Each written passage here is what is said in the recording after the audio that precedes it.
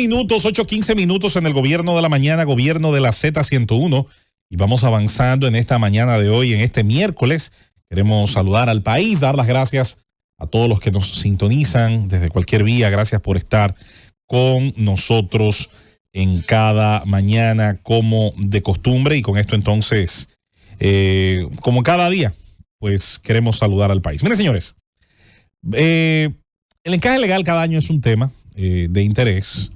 Los bancos no usan todo el dinero que se utiliza en los depósitos, sino que hay una obligación, hay un margen de obligación. Las entidades bancarias o de intermediación financiera, como la ley las describe, tienen que colocar un porcentaje de estos fondos que captan, precisamente de colocarlos, de facilitar que sean devueltos en una parte importante de la economía.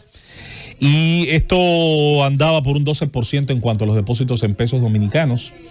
Un 12% es, gracias, un 12% es cerca de una octava parte. Cuando usted divide 100 entre 8, te da 12.5. El 12.5 es una cifra importante porque te lleva, multiplicándolo por 2, a un 100%. Y en el caso de los dólares, es una quinta parte de los depósitos en ese sentido.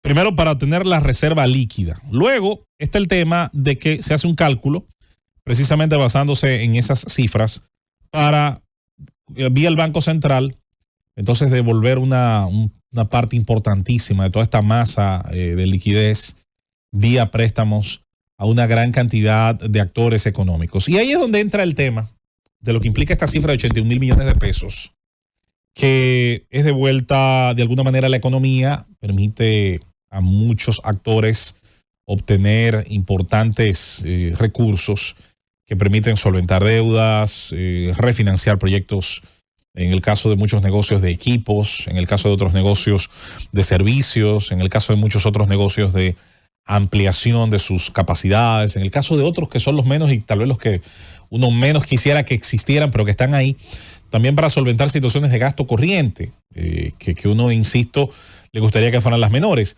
Los economistas, y esto es interesante, han tenido una reacción que, contrario a lo que se suele comentar, es en su inmensa mayoría positiva. Uno lee gente, por ejemplo, como el eminente Richard Medina, que para mí es un joven extraordinario, con unas capacidades que valoro de una forma increíble y que me alegra ver que INTEC, una universidad con el nivel que tiene el Instituto Tecnológico de Santo Domingo, pues ha puesto en sus hombros una responsabilidad importante en su decanato de economía y en las actividades de ese segmento.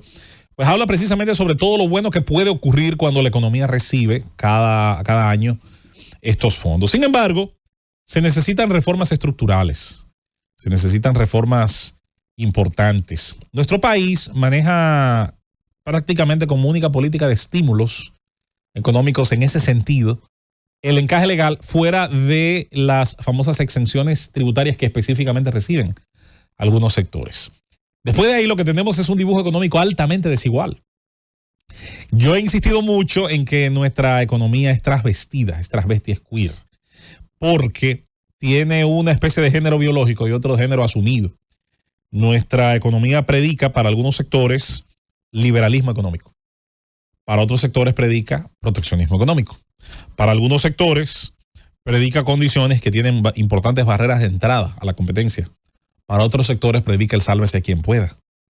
Y esto ha generado, insisto, una especie de biodiversidad, para decirlo en un término de las ciencias naturales, que no ayuda. No ayuda en cuanto las condiciones en las que cuesta hacer negocio y generar riqueza varían tan simplemente como cruzar una esquina en economía de un sector a otro. No hay una igualdad en el costo de generar riqueza. Y eso, posiblemente quienes más lo sufren, son curiosamente los actores más numerosos del sistema económico, que son las MIPYMES. Las empresas medianas, pequeñas y micros son, por número, la parte más abundante del tejido. Si bien las otras partes del tejido, que son las empresas de gran superficie, como grandes industriales, grandes empresas de retail, de servicio, de venta al detalle y demás, si bien tienen un peso extraordinario por el número de empleados que manejan, por los grandes capitales que acumulan, obviamente son numéricamente inferiores cuando se hace el muestreo completo. Siendo así, la gran revolución económica para las MIPYMES aquí en este país nunca ha llegado. Nunca ha llegado. Y ciertamente para que llegue tiene que haber una convicción de la de quienes diseñan las políticas públicas y deberían diseñarlas a partir de lo que se discute precisamente en la academia, de lo que discuten los miembros de ese gran equipo que Siriaco maneja en la UAS, o que Richard y otros tienen en INTEC, o que los grupos de gente muy brillante que salen de la Ucamaima, de otras universidades, de APEC, de otros centros de academia donde se discute y se debate qué hacer en la economía.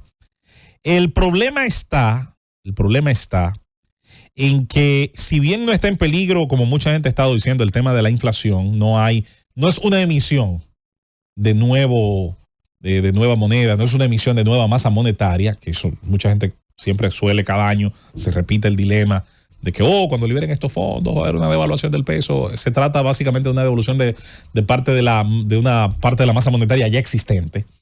Ese no es el problema. El problema radica en que se necesita, y yo creo que en un momento se intentó implementar, no sé con qué nivel de éxito, he estado tratando de encontrar alguna literatura y no he encontrado demasiado, es que mucho de este dinero debe otorgarse también con una programación. Y deben exigirse, ¿por qué no?, a la banca que identifique, tal vez por cuotas numéricas, tal vez por cuotas porcentuales, los sectores que pudieran estar necesitando el acceso a este crédito y a los que se imposibilita en el día a día obtener dinero a tasas que sean fáciles de adquirir, pero también fáciles de pagar. Vivimos en un país donde los préstamos de consumo se otorgan de una forma increíble. A veces no hay que ni siquiera pasar por ningún tipo de proceso. Un vehículo, un viaje, agrandar un extra crédito dentro de la tarjeta. Eso es algo que se hace prácticamente al vapor. Los préstamos de consumo, al estar respaldados generalmente en el ingreso permanente de los individuos, tienen una acogida impresionante dentro de la banca. Yo no digo que eso esté mal, porque yo soy de los que aplaude que el fenómeno del consumo es ciertamente una parte importante de ese ABC de la economía que incluye inversión, producción y consumo. El consumo no es ni Dios ni diablo, es una parte lógica. Lo que no podemos hacerlo es tótem y tabú, que todo gire solo alrededor de eso. La economía necesita inversión y producción. Y la realidad es que una gran parte de esa masa crediticia, de ese dinero que deberá de ser devuelto, no está de alguna manera tomando en cuenta sectores que viven el día a día en una escasa línea de flotación, en una pequeña lámina que no le da mucho margen de maniobra y que está relacionada a la cifra que hace unos días citaba un compañero, que claro, la citaba dentro de su contexto, yo la cito dentro del mío, cuando él hablaba de la cantidad de negocios que se cerraban, y yo decía, bueno, si tú no lo comparas a los que se abren, no estamos en nada. Tienes que hacer la comparación en el mismo plazo que tú señalas, cuántos abren y cierran, que a veces son los mismos, y por qué ocurre.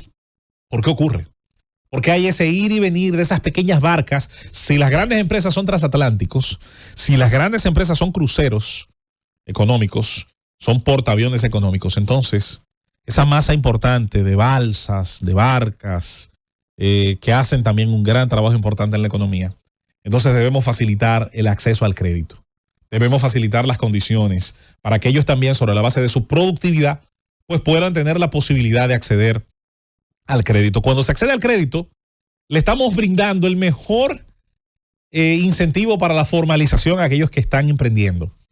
Y siempre me ha preocupado muchísimo que no se haya formado como parte del discurso de la formalización el uso del encaje legal para atraer precisamente actores que ya están en la economía hace mucho, en sus barrios, en sus comunidades operando, que tienen las condiciones todas para dar el paso hacia la formalización, hacia convertirse en sujetos que puedan pagar sus impuestos, que yo sé que es lo que le preocupa a las agencias recaudadoras, pero que también puedan recibir los beneficios que en teoría le estamos predicando a esos actores para que se formalicen, pero que en la práctica muchos no lo están recibiendo.